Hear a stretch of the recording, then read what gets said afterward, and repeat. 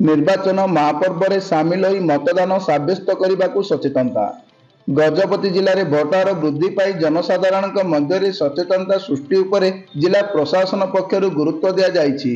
आज प्रशासन पक्षर जिलार किन्नर संघर सदस्य मानकु नहीं पाड़ाखमुंडी स्थित जिला परिषद सम्मिलनी कक्षार भोटर सचेतनता कार्यक्रम अनुष्ठित हो जाइछि। एही सचेतनता कार्यक्रम में मुख्य उन्नयन अधिकारी जिला परिषद डॉक्टर गुणनिधि नायक मुख्य अतिथि भाव में जोगदे गजपति जिले में आसंता मे 13 तारिख में साधारण निर्वाचन तथा गणतंत्र महापर्व में सामिल होई निजर मतदान करी एथिरे सामिल हेबाकु जिला प्रशासन पक्षर आयोजित करा जाइछि। एथिसह जिलार वरिष्ठ नागरिक मानकु मध्य नहीं एक सचेतनता कार्यक्रम आयोजन करा जाइथिला।